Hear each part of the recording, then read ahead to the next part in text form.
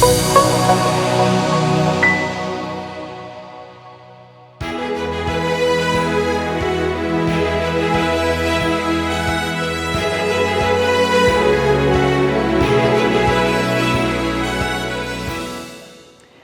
everyone to tonight's virtual go-to-convention.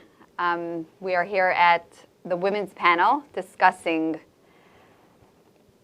how a woman's role plays in the digital age today. Let's first introduce ourselves. We are three very passionate women in business in three different stages from different backgrounds, perspectives, and experiences. So my name is Chayela Kaufman.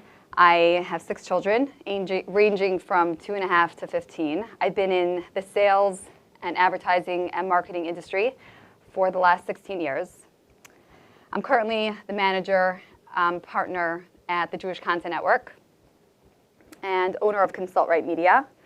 99% of the kosher ads you see on digital platforms are channeled and come through my company. Consult Right Media, we handle messaging and strategy for any size marketing campaign. Sarah. So, hi, my name is Sarah Sicherman in the business world. I am a mother of 6, children ranging in ages of 11 to 25. 6 years ago, after being an entrepreneur in the marketing and advertising industry for about 15 years, I started Strata Consulting, a business consulting and coaching company for entrepreneurs who are driven, growing successful businesses, but bumping up against challenges, growing pains, and looking to break through that ceiling, but being so consumed by the day-to-day that they can't figure out how to get to the next level. So we at Strata Consulting come in and with our 3-part model, which is number 1, clarity, getting really clear what the end goal is. Number 2, strategy, planning how to get there. And number 3, systems, processes and best practices, how to implement and make it happen so that they can get what they really want from their business, success, without giving up everything they want for their life. Hi, my name is Shira Weinstein. I am Baruch Hashem, a mother of 2. I have a newborn and a 4-year-old. I have a company called The Home Setup, where we are a team of home organizers, and we specialize in moves and setting up new homes. We're essentially a moving concierge. We offer full service of packing, unpacking, and setting up new homes, and our goal is to just give our clients the best experience and calmest move ever. Okay, great. Thanks. So you may have noticed that the topic is how to juggle the work and life balance in today's society, and not to discuss the hashkafic discussion of women in the workforce. Realistically, 99% of girls coming out of seminary are entering the workforce in some capacity or another. We leave it up to our rabbanim to address that topic. We're here to help with the reality that's happening around us when ambition and determination take girls and women to the next level in their business, in their career, and the challenges that come up with it. So truthfully, no matter what age and stage, our roles never change. The topic of what is a woman's role in today's digital age, really it never changed. Our role is always to be a Jewish mother and a Jewish wife. So even the most successful women in the top tier of the frum market won't tell you that her job is her role. From the 1800s to the 1900s to the year 2000, 2020, where we're holding now, our main role is always our goal. If we can come out of this discussion with that focus in mind, then all the questions submitted today that we touch on and that we don't touch on, that we don't have time to, will be so much easier to discuss. So besides for you as a person being connected to your role and knowing your goal, it's so important that the people around you who are living with you and supporting you, your husband, your children, are reassured and they know that your job is not your role, and being a Jewish mother and wife is. So if they do feel like that, which we'll discuss, then many challenges will end up falling to the wayside. If there's harmony in the home and Friday afternoon is not a shouting match, then you know you've won and you've succeeded in establishing that your job is not your role, and really your role in life is your goal. Okay, so let's start with the first question. Many questions came in, and we'll do as many as we can. The first question is, how do you balance, which seems to me the most common question, came in multiple different versions. How do you balance being available for your children, your husband in today's day and age, and juggle and struggle in business? So, Suri, maybe you want to start. Yes. Okay, so when I saw the question first, it had a part where it said, how do you, maybe there were multiple forms of the question, Right. but I was thinking about it, so I kind of want to take that thread. How do you balance being available for your husband and children when client emergencies do come up? Okay, so that particular question I think is very pertinent. So first, let's define emergencies, okay? Because emergencies are, you know, unexpected, truly urgent, and beyond your control, right? So when that happens infrequently, because that's the true definition of an emergency, then I think everyone around you will understand that that happens, right? But because the question was framed in how do you balance the availability between, so I wanted to address that. How do you avoid Having so many emergencies. Exactly, because that becomes like a regular, once it becomes that like part of the business, like Exactly. that's part of the Always business. being available. Or, that's the problem. That's where the root of the problem, and it's typical for growing businesses. I remember when I was in that stage, it was about, I guess 18 years ago, 2 years after we started our publishing and advertising business. And as you know, it's a very deadline driven, high pressure. And I loved it, to be quite frank. At that point, I was working 14, 18-hour days. Thrived on it. Thrived on it, embarrassingly now. Yeah. But then I literally wore it as a badge of honor. I'm busy. I wasn't part of the family's planning committee for the Hanukkah Shabbaton because you were the busy one. I was the busy one. But then one day it was Erev Purim, and I found myself at the printer proofing our publication. And of course, it was delayed a couple of days. That's why I was there then. And it just hit me. I was thinking about how everyone's getting into their costumes, heading to shul, and I'm at the printer, proofing the printout. Like, how did this happen? This is not the way I really envisioned or want to live my life. A little aha moment of like... Big aha moment. It was a wrong. Pivotal moment for me. And I promised myself that I'm going to figure this out. And I did. I sat down and I kind of wrote out, what I envisioned my ideal life to be. And again, this 14, 18-hour days is a result of there's a lack in systems in a business. It's not sustainable for a person to so that the constant emergencies that come up actually signal that there's something wrong. And so, I figured out how to systemize the business more, delegate more, not glamorize my working 18 hours a day, right? And I cut down my hours to 6 hours a day and put more of an emphasis on sleep, and that allowed me obviously to have that, to balance things better, So it's very important to realize that when your business is a constant state of emergency, right? Then there's something that you need to stop, reevaluate, and get it to a place where you're able to give to two very important areas of your life. Yeah. So. Right. A lot of emergencies could be avoided if it's properly. I guess if your business structure is properly. That's true. That some planned. industries are. Some industries are more emergency driven. But then you also have to ask the question. Yours for sure. Also, they're moving. We have deadlines with moves. Right. And things come up. And it comes into like that high stress also. So in my business, let's say, being that I'm literally living in the digital age, my entire company is based around every bit of digital advancement. I feel like the struggle is, being there for clients because that's what they expect. The whole company is built on this instantaneous feed of material that needs to go out exactly as scheduled, on time. There's definitely more challenges, and I feel like if my husband, my family, everybody around me knows that it's because the nature of the business, they're in sync with me. You know what I mean? It's not like this is the business and we support it.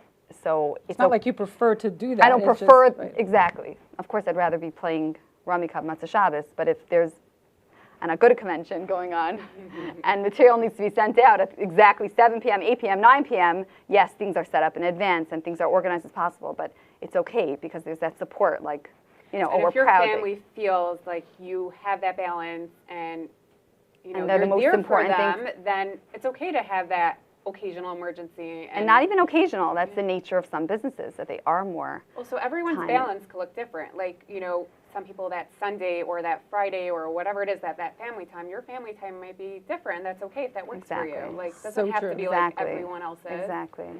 So, That's short. That's great. Okay, so we're good? Should we move on to the next question? What is your take on using social media, Instagram, LinkedIn, for business? It helps, but does it not take okay, so there's 2 parts to this question. A, what's your take on using social media for business? How important, how necessary is it? Does it take away from important things? I guess it's saying, is it a distraction in your business or is it a distraction at home? What is it taking what is it taking away from? How do you not become a slave to it? So again, like 2 distractions, business distraction and home distraction. okay. So, I'll take this one. Instagram, social media is definitely a big part of my business. It's great for a business in the sense that it creates your online portfolio so everyone can get a glimpse and into a story as to what you provide. It really does tell a story and gives people a glimpse into what exactly you do. You could say it, but until they see it, the before and afters, really makes your story and your service, what you do, it does really make it come alive. So it's great. It's a great tool.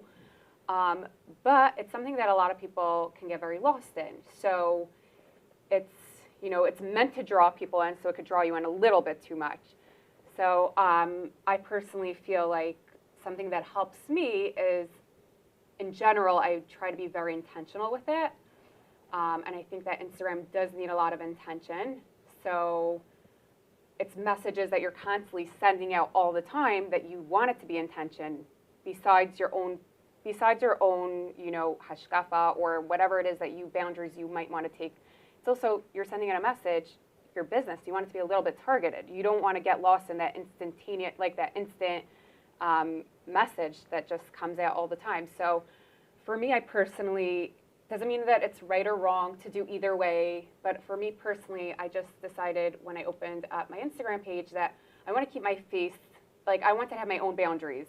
So for me, my boundary is that I try not to post myself, my own personal face, and that way it makes it more about the focus on my business, and I'm here for an intention and not to get lost in it, which is a very big boundary because a lot of people do say you should be posting yourself because it automatically creates a connection with people that are following you, so they'll want to buy from you more. But for me, I personally felt that that's something that I personally wanted to take a boundary with. And another thing that I do take a boundary with is I'm very into not posting in the moment, which is also something That's huge. Yeah, That's huge. yeah, it's very. That's very, very hard, right? Because it's almost Instagram like you want to share it right away. Right, and also, first of all, you're excited. Right. Second of all, Instagram is that. They want you to post in the moment. Your story. They reward you. Yeah. They reward algorithm you. will reward Yeah, you for there's like that. an algorithm. So there's a lot that goes Right. into it that's not Right. just like, okay, but also the whole stories. They make these stories that it has to be, you know, they want it to be instant. So for me, I try not to post in the moment. Like, I don't want to take away from what I'm doing then. And B, it makes... That's good. That's your work distraction. Meaning you make sure that you're not distracting the growth of your business by being busy on social media. You have your designated time, you post it at that point, you have your boundaries. And then you're That's done. amazing. Yeah. Right. So like for me, I have designated times. Like every evening, I'll wrap up the day. So it's things that took place at 10 o'clock that morning. Right. But I'm only posting it at 10 o'clock at night. And that's okay with me. It's fine that it's not, you know, you don't have to. It's like you're updating your business catalog, basically. Yeah, It's not about me socially putting myself exactly. right all over it. And that's really, I think, like really what That's what I amazing. personally think of Instagram is that it's an online portfolio for me and for for people to get like a glimpse into how we work. Right. Because it really does tell a story, and I don't Right. want to get lost in it at the same Right, time. Like right. it is great, Right. but just having those like certain things that Those like boundaries. work for you That's amazing. doesn't think- mean that there's like a right and wrong if Right. someone No, but posts that's very- themselves or it that's- doesn't. It's just like being intentional. That's really what it is. Right. Like just being Some intentional with businesses whatever. have a hard time avoiding it. So the fact that you're able to, allow your business to be presented there with the boundaries of almost as if they're visiting a website kind of feel. It Right, makes so it- like I don't makes have it- a website, more like I pour my energy into like my Instagram page, because right. it's whoever your target audience is, and most of my target audience is mothers. They're not, sitting on websites. It's more. That's So today's- that's beautiful. And what I'm hearing is, and what you said in the beginning is, it's not about exactly your boundaries, but it's the business. principle of having boundaries with social Right, like media. everyone's because boundaries everyone could look has their own different. There's boundaries. nothing, there's nothing wrong necessarily for other people posting the moment, but I don't want to take away from, That's let's your say I'm in a personal session, I boundary, want to, right. I want to be fully present. So everyone, like some people that works for, like everyone can create their own boundaries, but it's So- just the intention. Wow. So, right. yeah. What would you say? No, so I'm thinking about LinkedIn, for example. So I prefer LinkedIn because it's just a natural fit for what I do, but also because it's a professional network and I don't need the visual, So I prefer LinkedIn, but I'm also remembering how when I first, got onto LinkedIn and I made a decision in my mind that I'm not going to put up a photo of myself. And so instead I have some illustrated thing there. And that's my boundary, not because it's right or wrong, and some people will not even do that. They'll put a logo on, So, and it's also, I should note that it's not something that I grapple with it. Like, I'm ready to put up a photo, Right. but I'm not sure why I'm ready, so I'm not doing it.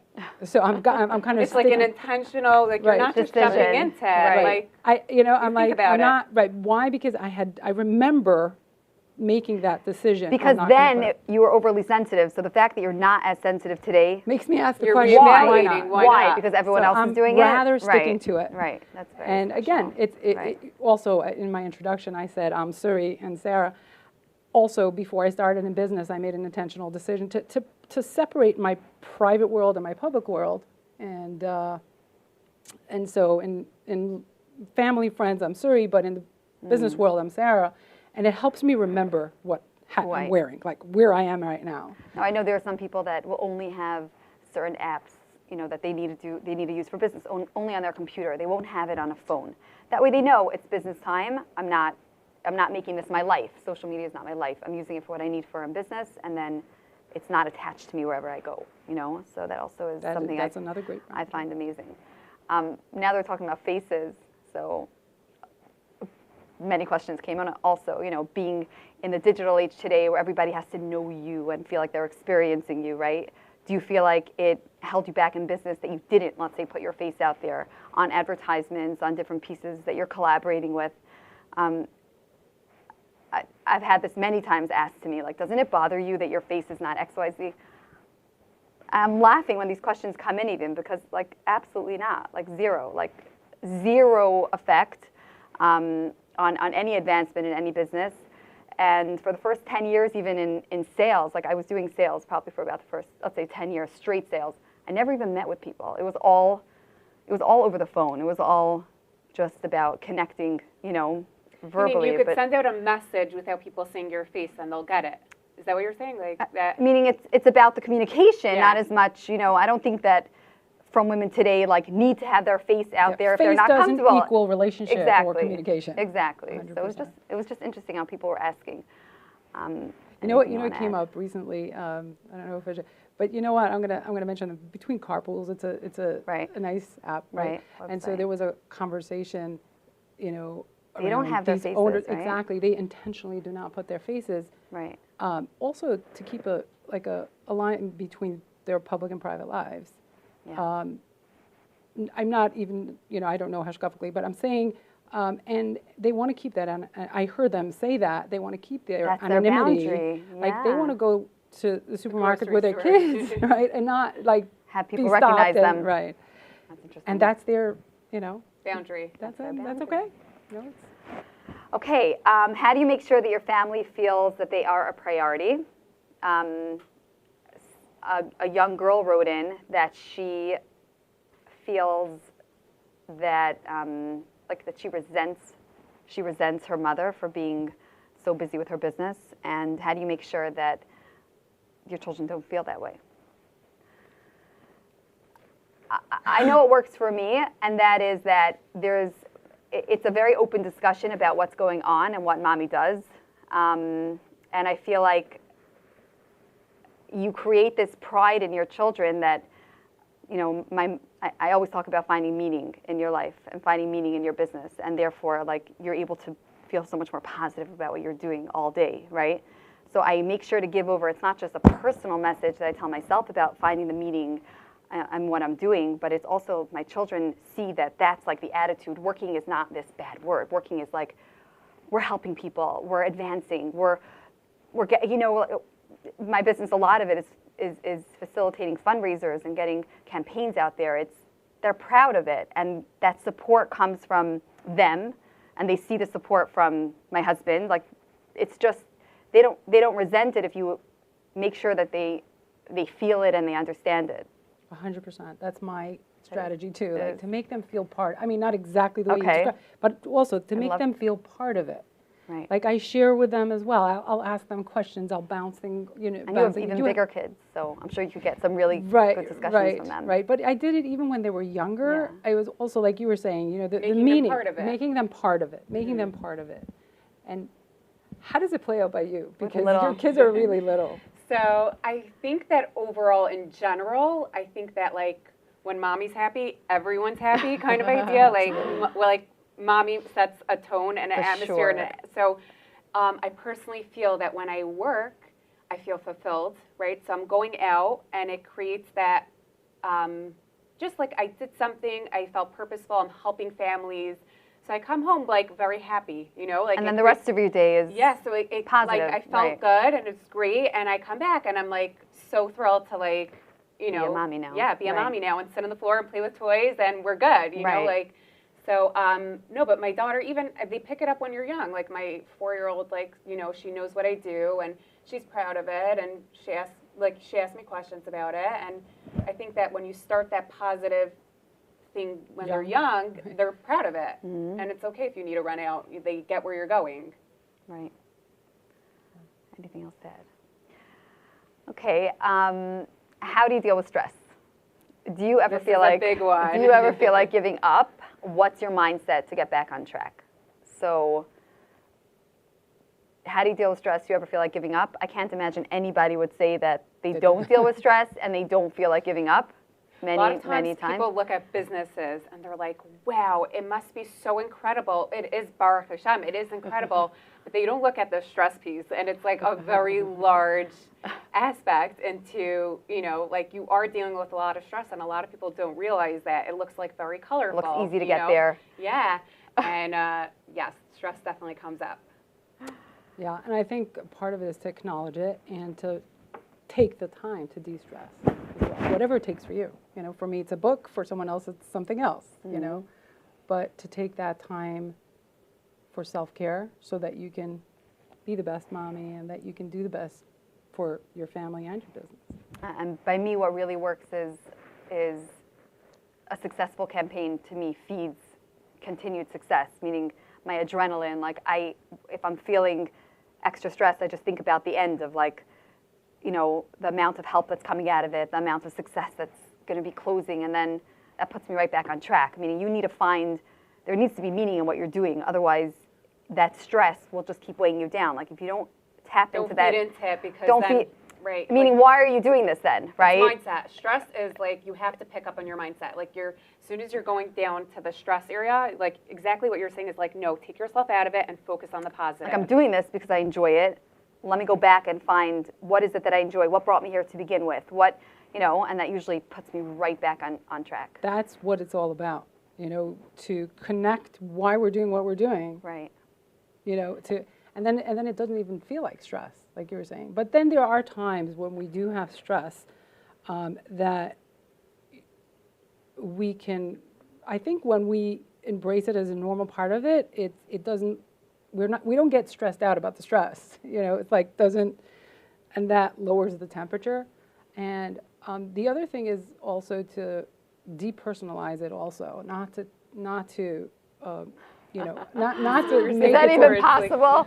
Oh, like we were talking about this the other day, about getting so invested in our clients and in our work, right? To the point that like after something's over, like how we feel, or trying to, Shira, explain. No, yeah, it's exactly what you're saying. There's a lot of either with stress, or if it's something like like you're sad, you're having these detachment issues, like Detached? Yeah, like Right. when you're Something's over. Yeah, so and you're still invested into it, and how to, on either end, on either topic, like how to get over it. And I think that like sometimes we get so emotionally involved in our businesses because it's so much purpose, like meaning we're helping others, we're like thinking a lot into it. We really care. Yeah, Right. we really, Exactly. really care. Like I really care about my clients. I'm really thinking about them beyond when they're, beyond Even when they don't even realize. Yeah, I can't exactly. sleep at night like because I'm another set of thinking about my children? clients. Do you ever feel like another family? So Of course, it's like, of course, right? Totally. So I think that sometimes we just have to like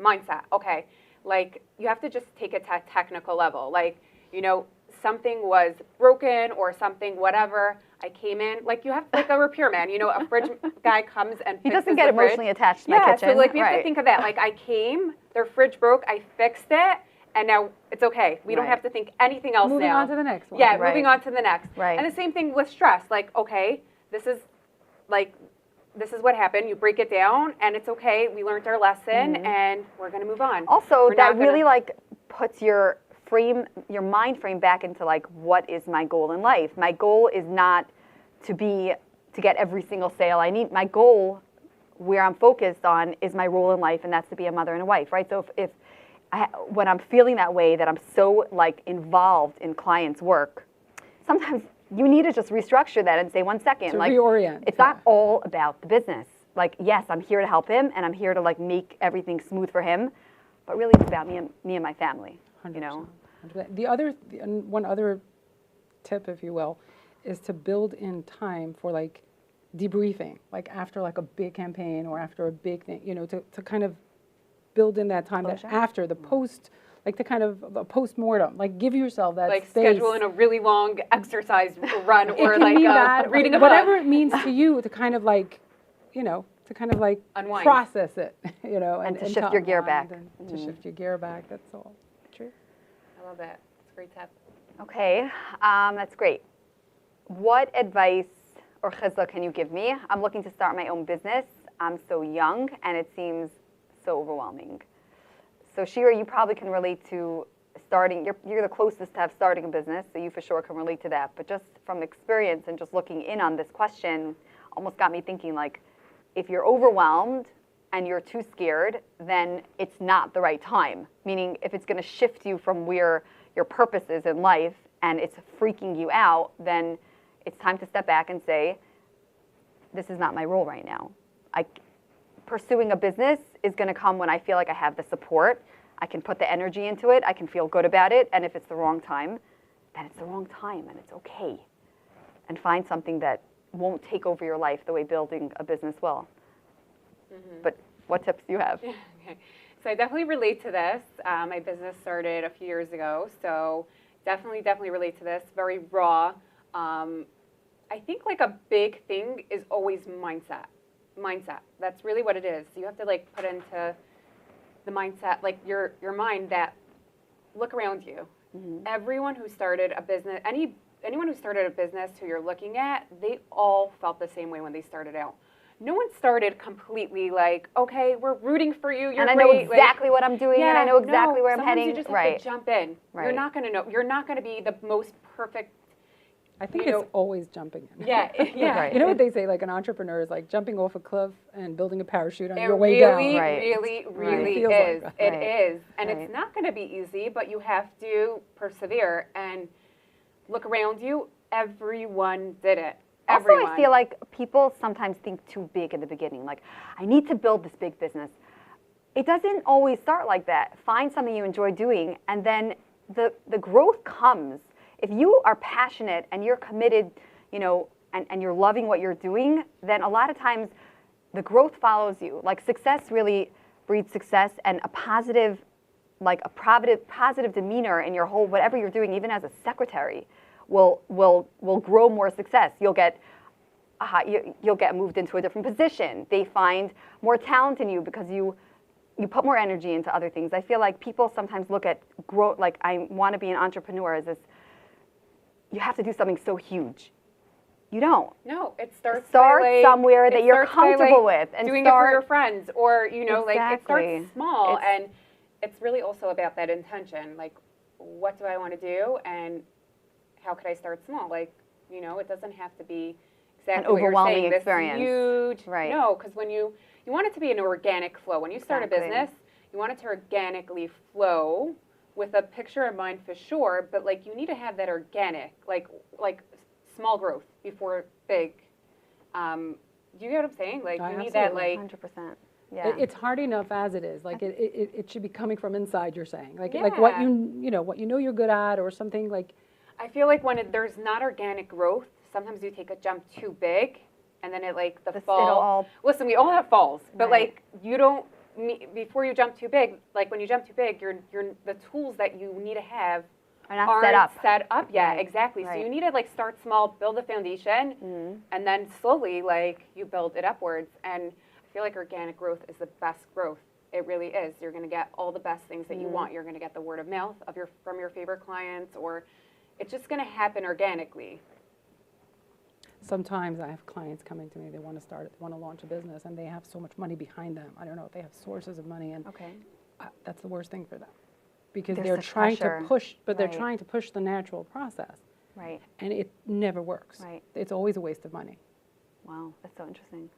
Have you ever thought about it? Have you No, ever that's realized that interesting, when right. people like spend Yeah, a when lot you on try too advertising, hard. or where they spend like an insane amount Yeah, I've of money seen on it happen, advertising when right. they don't even Have know the foundation. they don't Like have the grassroots foundation together. Right.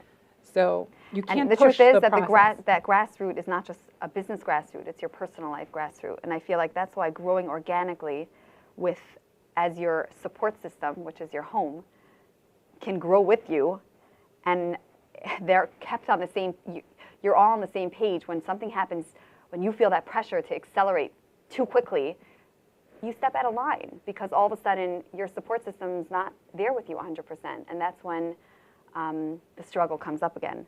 But it's things we go through, because that's very typical of business growth. You know, goes in In spurts. spurts, but But it's not again, the ideal.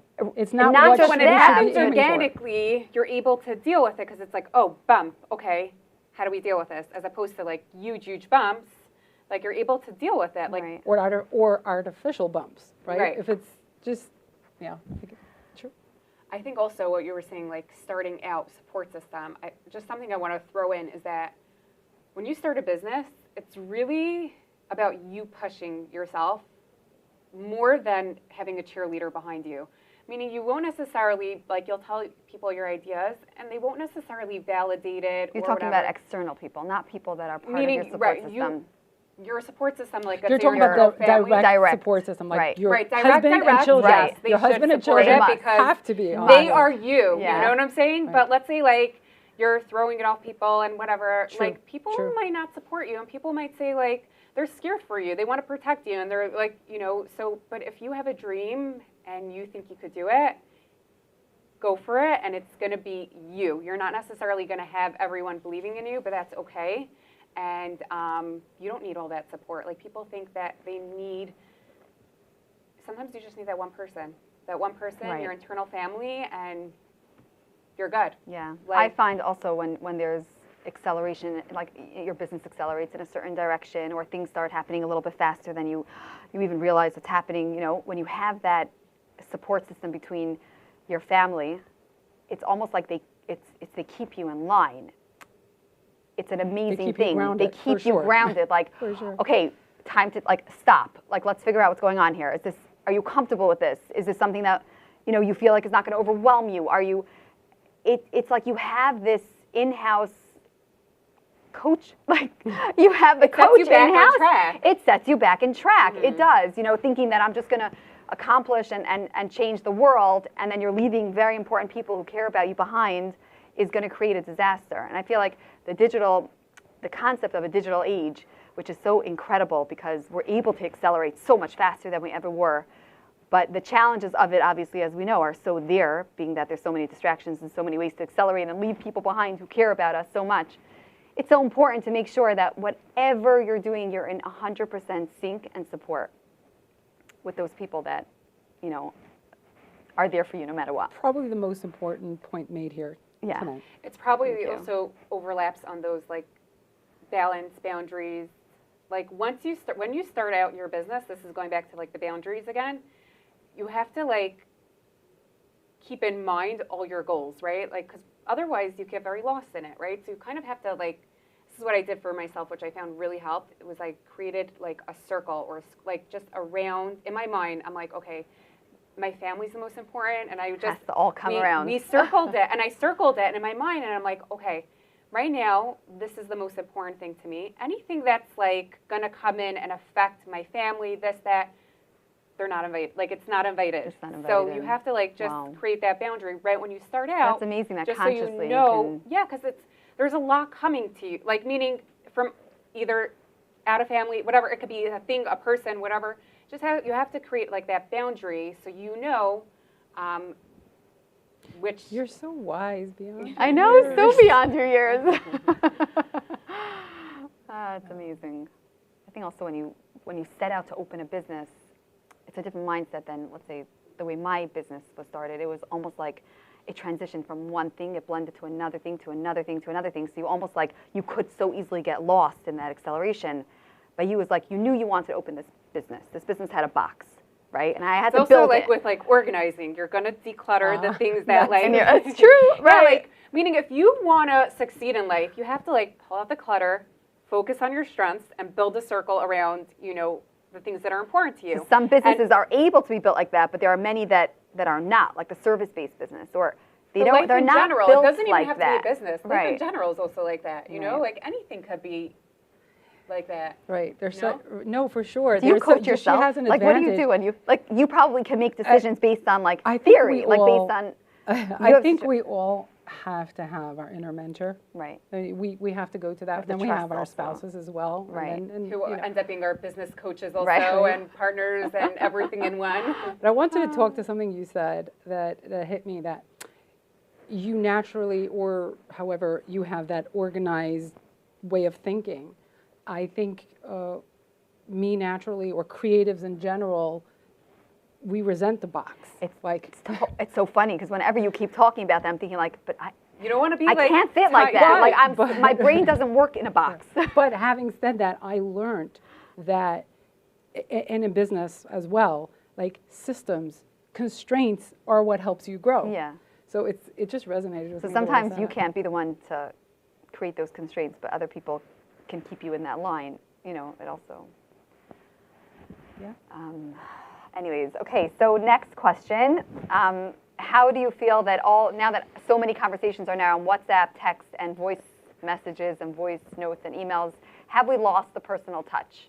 Which is, okay, I guess, is that a challenge? I'm not sure, but So I'll tell you straight off the bat, I love the fact that I can text instead of getting into a long conversation. right. Sometimes that adds to the personal touch. Like you would you would keep back from making that call, but you can quickly touch base with that. So I'll talk to it that way. And I look at it as just more opportunity. Like I communicate with so many more people on a daily basis. I mean, and quick and responsive, and my network just keeps growing because it's not a whole long conversation. It's just Like you know, we can conversations keep- are formal, Right. And like you have to Take like. long. I feel like nowadays you have to like text someone before. Can I call Can you? I call you?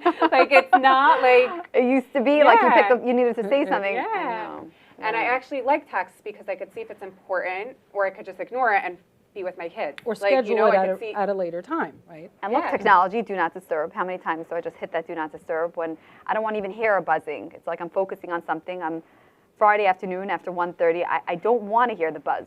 I want to be in my kitchen, you know, that do not Talking to disturb. that, sometimes I'll if I'm downstairs with the kids, I'll leave my phone upstairs. Like I'll Purposely. charge it upstairs, or vice versa, you know, to kind of.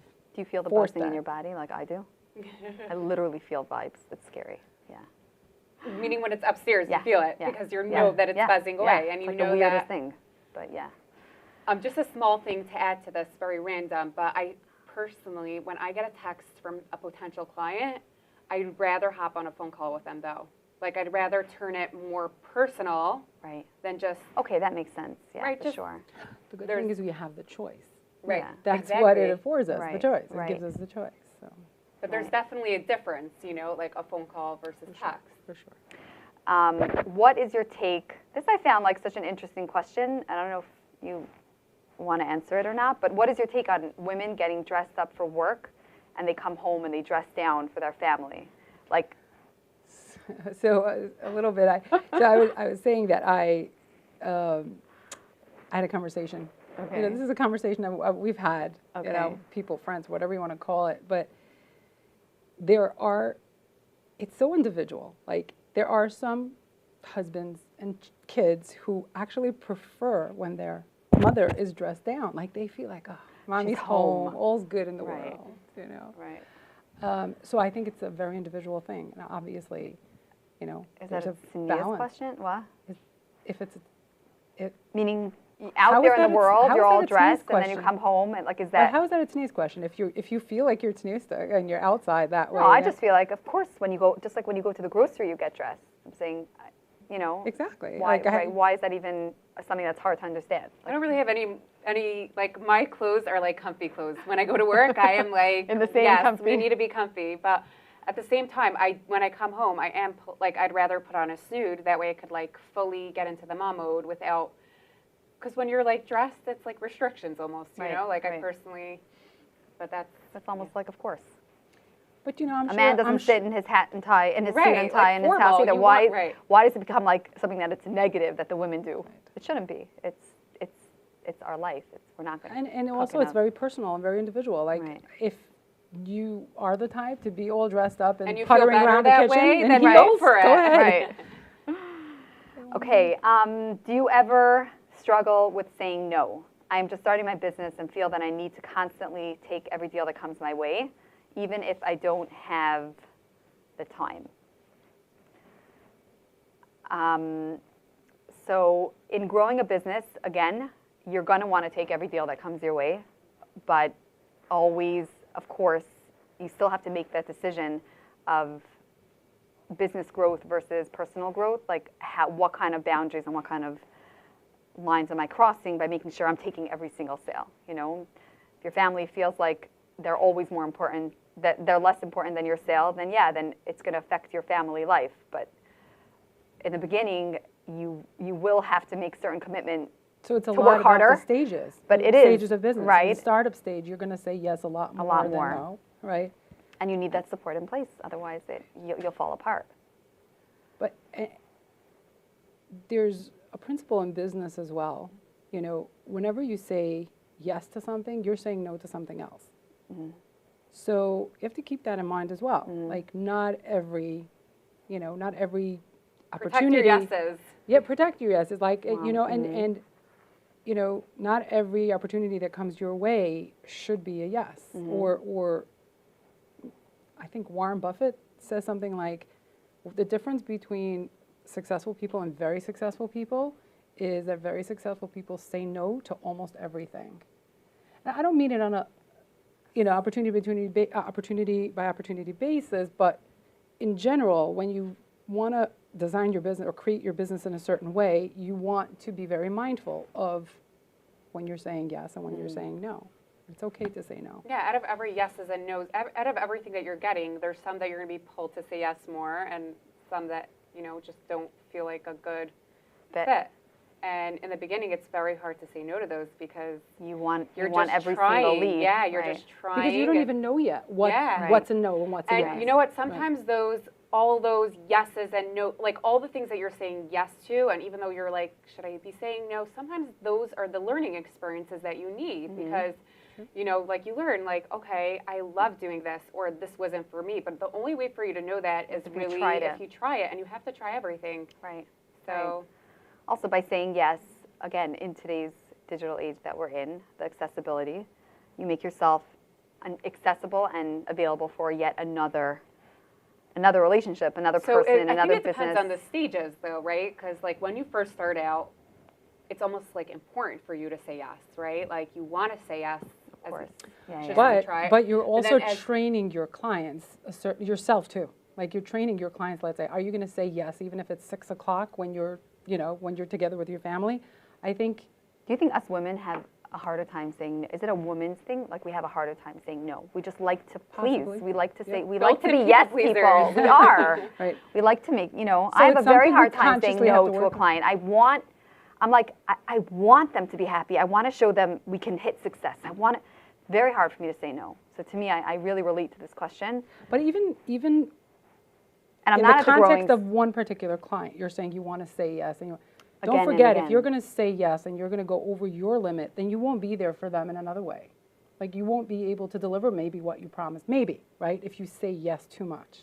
Right, for sure. I think at a certain point you also realize like you learn how to say no. Like, I just don't think we're going to be a good match for you on both ends. The way you say no. Meaning- You're saying how you say no? Yeah, sometimes That's it's learning true. how to say no, and then you become okay with that. Meaning, you want them to be happy. At the end of the day, your Like, goal I won't is be able for to them. provide what you need. Yeah, and you want them. There's a reason why you're saying no. So you want them to be happy, and it's just not Or a it's good just match. time constraint. Right, right. So Okay, what advice, should we wrap up with one more question maybe? Okay, so should we talk about advice for college girls, or how do you make sure you enjoy Shabbos and don't crash? I think the Shabbos one will probably be a shorter answer Okay. than the advice. But how do you make sure that you enjoy I Shabbos? love Shabbos. It's My like I mind can't- goes on to right. park. Love it. Pause. Love it. Yes. I'll take a 3-day untif anytime. It's the only time that I feel like you really get to really put in park, because if you're away, if you're on vacation, you're at a wedding, So if whatever. your goals are in line, then Shabbos is about nurturing. highlight of the week, It's right? nurturing your goals. You're nurturing your children. You're there for your family. This is the time that you're. It's basically your ultimate goal. What's that chip story? You're putting the chips in. Right. This is the time when you just, I have a son that's out of town, and Friday night I would go to sleep earlier, but he's home for Shabbos. I will stay up as late till he's falling asleep just to schmooze. Like, this is our time, and they really get that. They feel like, my mother loves spending time with me. Right. And so sometimes I'll go to sleep for a little bit when they're in shul, so I can You have that little nap. be more rested because comes, Shabbos. You want to be there. Yeah, you want to be there. Okay, so just a little takeaway, and we'll close, is that there are so many nisyonos that today in our world that we're dealing with, that our grandmothers didn't deal with. They had their own set of nisyonos that we would never want to touch. But just about our nisyonos today, at the same time, like we said, in the digital age, there are so many opportunities that they didn't have. And if you're smart, you'll keep your eyes open and focus on the opportunity and focus on your role, and always be on the lookout for things that will pull you the wrong way or pull you down. And I think if our main role is to be that mother, and we keep that frame in mind when these decisions come up and these questions come up, there's no black and white answer. But if our frame of mind is in the right place, that we have one goal, I think that our decisions will be much easier made. Yeah, and taking that a step further, having that full clarity of what you define as success and not what your sister, neighbor, friend defines as success is so important. It drives everything you do.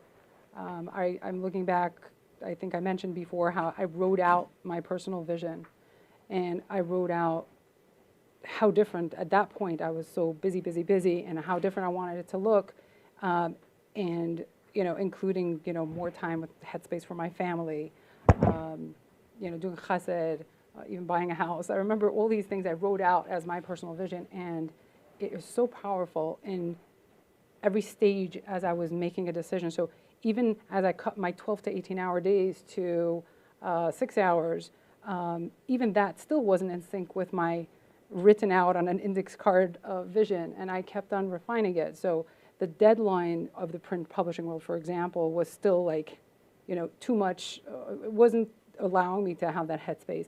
And so I moved to digital marketing, to mobile marketing, which was, took away the print deadline thing. And then again, I went back to my personal vision and it still wasn't in sync. And You refined. I kept on refining until, where I am today, which, I realized the common thread was strategy. That's what, was my strength. And I moved into that.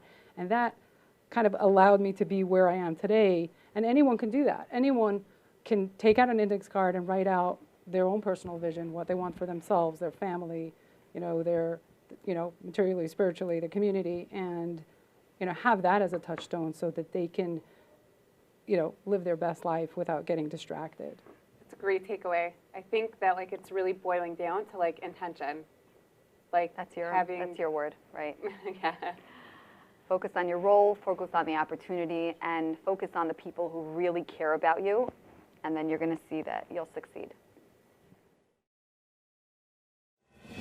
Throughout our history, our religious liberties have been compromised. In the 1970s, Jewish employees would regularly be fired for taking off work on Yom Tov. As a result of much advocacy, the New York government passed a law protecting the rights of Jewish workers. Today, religious rights are still under siege. Aguda has long stood at the forefront of the battle for religious liberties, for everything that we hold sacred to ourselves and our people. When I was Rav in Minneapolis, a young child, 3 months old, was nifta. In the state of Minnesota, there's a mandate that you must do an autopsy on any sit's death. Chaim David and his legal team not only prevented the autopsy, but b'siyata d'shmaya, they changed the state law, but were able to take their child to Kvura intact, all because of the Aguda. Post-World War II, the rebirth of Torah was a primary need for our community. Agudas Yisrael Torah projects have overseen a massive revolution of Torah study. The Aguda helped to create the atmosphere that made it possible. Pirchei groups, Tzirei groups, Binos groups, Camp Aguda, learning programs. All of this was a major factor in helping the Torah world to reconstitute itself.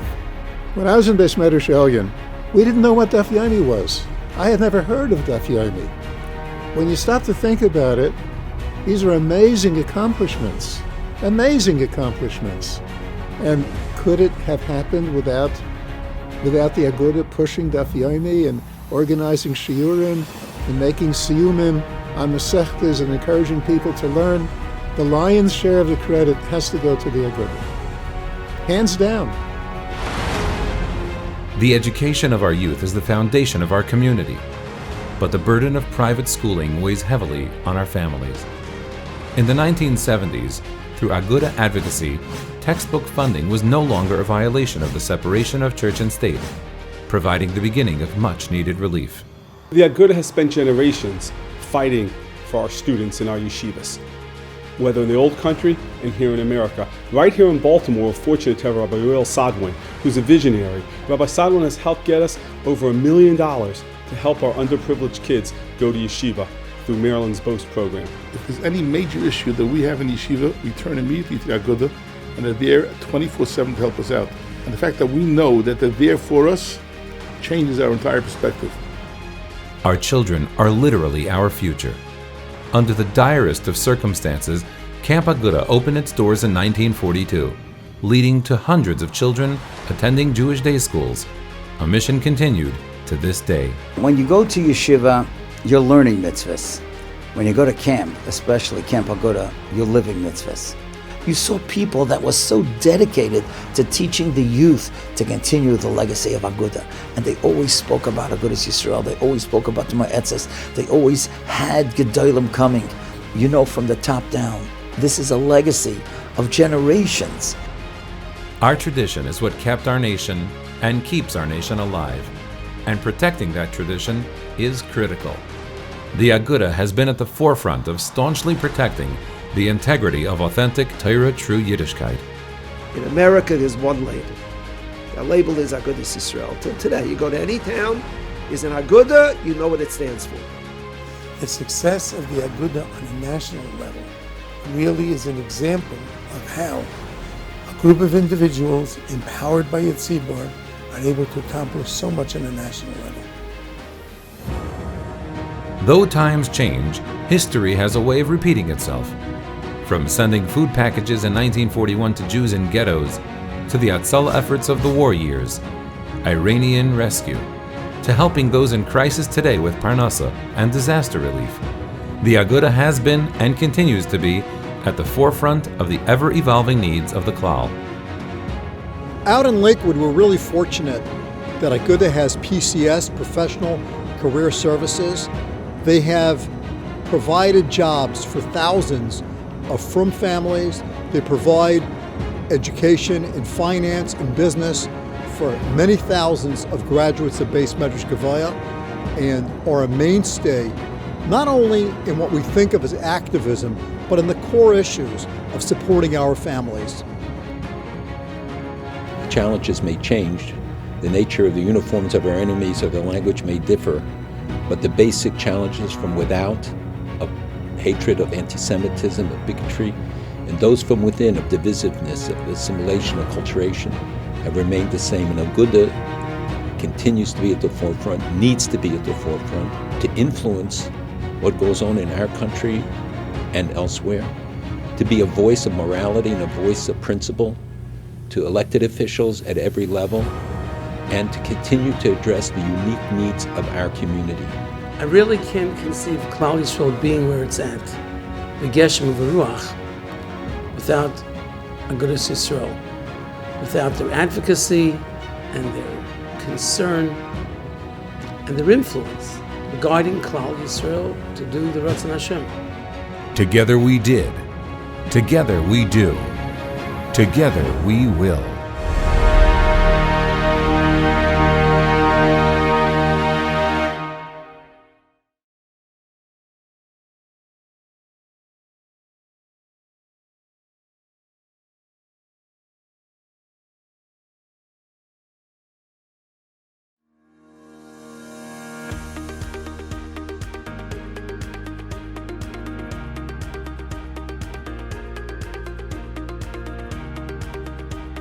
In 1988, Agudas Yisrael of America was the first Orthodox Jewish organization to open up a Washington office. Today, led by the unanimously respected Rabbi Abba Cohen, Agudas Yisrael's Washington office has had an incredible impact on nearly every aspect of Jewish life. From the ability to be a Shomer Shabbos Jew in the workplace, to fighting discrimination against any Jew in any place, Agudas Yisrael's Washington office has been an advocate and defender and protector for every Jew in the United States of America. To Agudas Yisrael, nothing is more important than the chinuch of our children, and that reflects in the work of the DC office.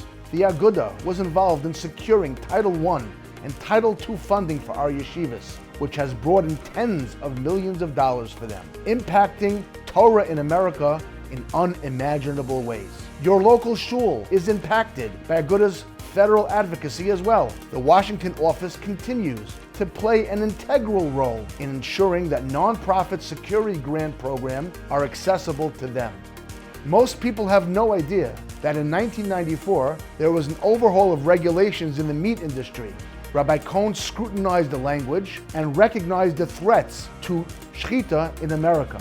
Rabbi Cohen then played an integral role in rallying and bringing together Rabbanim and kashrus agencies and worked successfully to protect shechita in America. Today, the Washington office continues to advocate with the White House, the executive agencies, and on Capitol Hill to protect and secure Jewish rights and Jewish interests. This includes reviewing and crafting legislation, regulation, and public policy, providing background, analysis, and input on Judaism, the community, and our institutions. Be'ezras Hashem, Agudas Yisrael's Washington office should continue with Klal Yisrael's support and Siyata Dishmaya to have an important impact on protecting and defending all of our rights in this great country. Klal Yisrael is counting on us.